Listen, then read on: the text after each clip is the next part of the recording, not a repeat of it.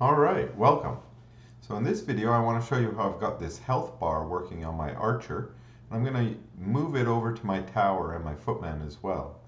I also want to augment it by adding a little score or damage indicator that sort of pops up whenever the footman or any of my agents is hit and damaged. So to start here, I've got a very simple health bar object that I've created. Like my other objects, I've created it with an update and draw, but I'm not actually going to add it as an entity into the game engine like my other one, so I don't really need this update method. I've left it there just, well, because I've copied it from other entities, and I may at some point want to add one of these permanently to the game engine. Say maybe it was a health bar in like a fighting game. Might want to permanently add it. But for those same reasons, I haven't given it its normal properties. I haven't given it the game engine and its X and Y coordinates. Instead, I've just given it the agent that it belongs to. And that's because I'm following a has-a relationship between the two objects, which is every object is going to have, or that is every agent that needs one is going to have a health bar, an instance of a health bar as a property inside its own object, as opposed to different kind of design pattern where I might inherit from some kind of super object, maybe an agent object, where all agents have health bars as part of them. I tend to resist that kind of design pattern. While that might be useful in more large scale development, I tend to be limited to low or small scale and medium scale development, where that kind of where the inheritance structure is not necessary for maintenance or extension, and so I tend to avoid inheriting if I can, and usually you can if you use this sort of containment instead. So this is, we're going to contain a health bar instead of inheriting a health bar. So the only logic that actually belongs in my health bar is to draw the health bar, because really all the health bar is an extra little piece of visual indicator that will tell how many hit points, for instance, this particular agent has. So referencing to the agent is the only thing that the health bar needs to know, so it can do various checks. One, it wants to draw the health bar relative to the agent, and two, it needs to check the agent's hit points to display them. Now I've added a little bit of logic in here. It's fairly simple, it's only one line, but it makes it operate a little bit more like a modern health bar. That is, when the agent is at full health, I'm not going to display any health bar. We're just going to assume that the agent is full. Only when the agent has taken damage will we display the health bar. That just means it cleans up the display a little bit, so you don't just got a whole bunch of health bars there. You only have health bars displayed on agents that are not at full health.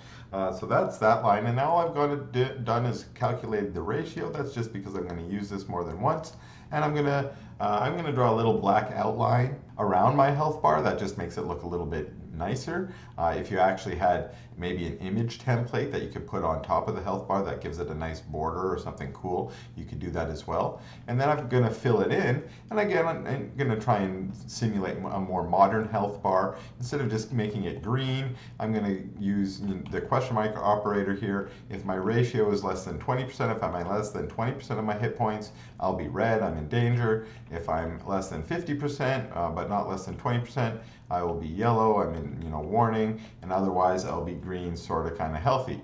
And then the only other logic I have here is a little bit of logic to say relative to the agent's X and Y, I want to offset it a little bit. I added 5 extra pixels just to make it look like it belongs where it belongs, and then I fill it in.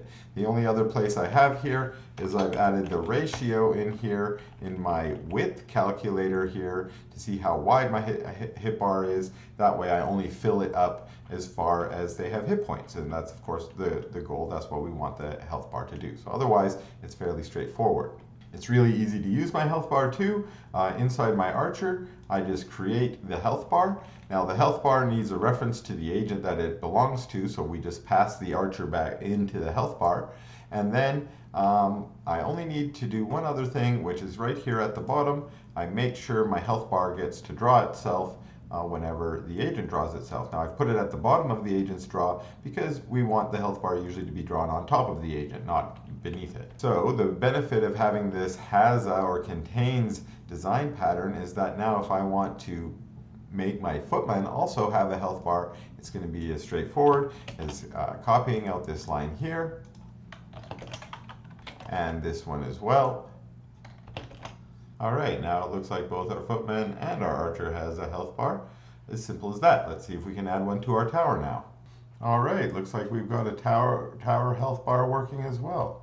Alright, in order to get the damage indicators to occur, I borrowed this little score object that I created for my Super Mario Brothers demo that just displays a score that sort of floats up for about 1 second. As you can see here, my logic has it floating up for 1 second before it disappears, and it doesn't really do anything other than display a score. In this case, we'll use it to display a damage that is being dealt to an entity in our game.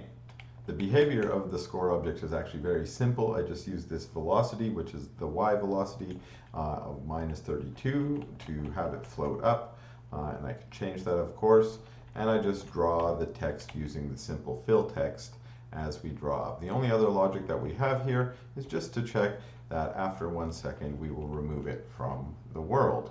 So to be able to use this in our game, we need to find any of the objects that are going to be dealing damage, and when they deal damage, we want them to create an instance of this score object, and it will take care of its own, removing itself from the world. So again, we need to take a look at that. Now, at first we might think each of our agents, our archer, our tower, and our footman, might be the ones to look at, and in fact I'm going to start at the footman because our instinct there is correct, because we have this logic here where as the footman is doing his attack animation, or he's in the attack state, and he hasn't elapsed time, so this was his cooldown for each of his attacks. After each attack he would deal another 8 damage, it looks like here. And here's where we're going to want to add that extra logic. So I'm going to do that now. I'm going to use this.game.addEntity to add in a new entity, and that new entity is going to be a new score entity. And I'll add just in that new score, and that new score I'm going to put it at the entity that I'm damaging. That kind of makes sense, that the entity that I'm damaging, the score should emerge from it. Now at the moment I might want to offset this a little bit, but I'll have to see where it actually displays itself. I kind of want it to float up from the middle, but I feel like it's going to be offset to the right now. But it's not going to be clear exactly how many pixels I'm going to want. I might actually put that into the score object itself, or offset it here when I create the score object. The other thing I've done is I've created the damage dealt. It's going to be 8. But I think that this is just a little bit simple. If all the damage always is going to be 8, that's kind of boring. So let's change it up. So instead I'm going to create this damage variable. I'm going to set it to 7 plus random int 4. So that gives me a range. That's going to give us between 7 and 10 damage. And then I'm going to use that damage to determine how much damage I'm dealing, how to decrease the hit points. And then I'm going to also pass that into my add entity. All right, so our footman's going to get in there now. And we can now see some damage output. So let's try to add that to our other objects. Now the thing we'll notice if we go looking for the same block of code inside our archer is that our archer doesn't actually deal direct damage. Our archer creates arrows. The arrows are the things that deal the damage, and for that matter the tower is the same. So I'm going to go inside my arrow and I'm going to use it, find its block of logic where it deals damage. Now let's go ahead and perform the same kind of changes to these blocks of logic, where I'm going to create a damage variable. All right, so I've modified these 2 blocks of code, and I also decided in doing this, since I've got a separate block for if I'm on the tower team, meaning I'm a tower shooting an arrow, or if I'm an archer shooting an arrow, I decided why not give them slightly different damage profiles as well. So I've decided the towers usually do a little bit more damage, so I decided maybe 10 to 15 damage, and then again I thought I'd maybe make the archer's damage match the footman's damage, which we said was sort of 7 to 10. So we're going to have both of them. Let's see how those work. Maybe we'll get all of our scores now appearing. All right, we'll see when our first arrows hit if they deal any damage. And we got a little 10 appearing there, and it looked good. It sort of, as the footman walked away, it floats. That kind of looks natural. The only thing I might change, they are at the center. They almost look perfect, except we can see with those 11s and 12s maybe that they are a little bit offset to the right.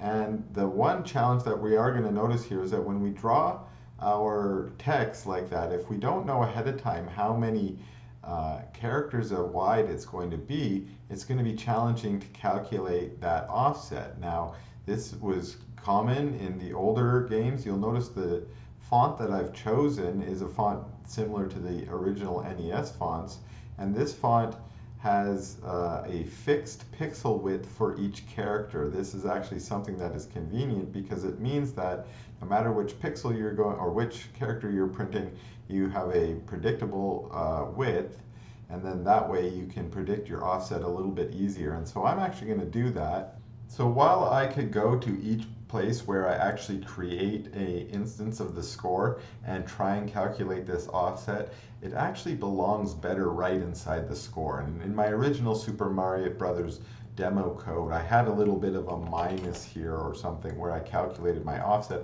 I had deleted it here for my original demo here. Let's go back and put it in. In fact, why don't we go and just call it offset? And so if the score is less than 10, I'm going to choose to make my offset 6, and if it, otherwise I'm going to make it 12. All right, these offsets kind of look like they're, I don't know if they're on the exact pixel, but they look much better, so I'm happy with them. Two last changes made. As you can see, I've changed the color of the damage to this nice blood red, and you might be able to just see I've put a tiny black shadow behind them. That just makes them pop out a little bit and look cool. Let me just show you how I did that too. So for the red color, I went and I just Googled what is a good color that looks like blood.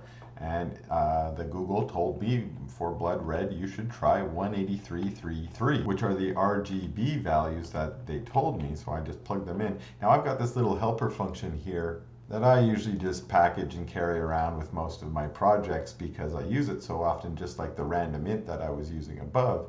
And that just takes a red, green, and blue integer values, and it spits out this weird string because that's what the canvas is expecting if you want it to give it an RGB value, is this weird string. You can also do an HSL value, which is convenient some of the time, and you want it in this format. So again, I've got just these two little helper functions, and that will spit out the right thing to make it that blood red color.